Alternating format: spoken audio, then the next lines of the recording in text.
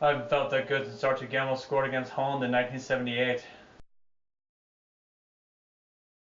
This week on Harry Movie Club, we watched Trainspotting, and this is not the DVD, this is the book that the movie is based on by Irvine Welsh.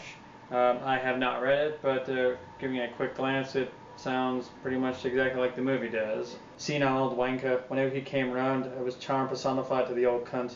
I'd take off his jacket, sit him down, and gave him a kind of expert. I'm not adding the accent for sure, that's literally how it's written. So just put that aside for now. Trainspotting is one of the most entertaining, patently unpleasant movies I've ever seen.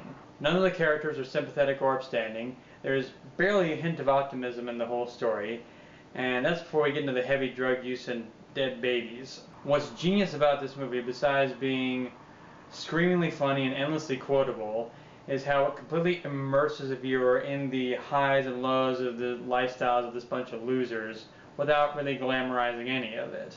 The downside of coming off the junk was I knew I would need to mix with my friends again in a state of full consciousness. It was awful. It reminded me so much of myself I could hardly bear to look at them. I gotta say, it's great to see how many of the cast are on successful TV shows now. You got Kelly MacDonald on Boardwalk Empire, Kevin McKidd on Grey's Anatomy, Robert Carlyle on Once Upon a Time, Johnny Lee Miller on Elementary. Ewan Brenner's the only outlier, but he's become a pretty reliable character actor. Last thing I saw him in was Snowpiercer. Chances are you've seen him in something. And of course we all know Ewan McGregor. While I'm happy for his success, I gotta say I'm a little bummed that he's become such a conventional Hollywood leading man. Whereas here he's got this incredibly unique energy. I guess it's not all that uncommon. You go back far enough in these successful careers and you start to see where that raw talent first showed itself. Like Russell Crowe in Romper Stomper, or Eric Bana in Chopper. And if you want to make it in Hollywood, you can't just play a Scotsman forever. You could debate all day whether or not that ending is remotely uplifting. I mean, on the one hand, Renton goes for the fuck these wankers, every man for himself route.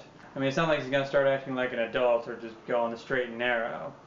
But, on the other hand, as that quote earlier suggests, while these guys are mates, there's a sense throughout the movie that they're not, good for each other. Especially Begbie, who's clearly a violent psychopath with a short fuse. With that in mind, maybe the thing that was holding Renton back from something resembling happiness was that he kept going back to the same bunch of losers and continuing the cycle. And now he definitely can't do that anymore. So with that in mind, yeah, fuck these wankers indeed. So would I recommend Trainspotting? Yes, I would. Just brace yourself for a good deal of nastiness.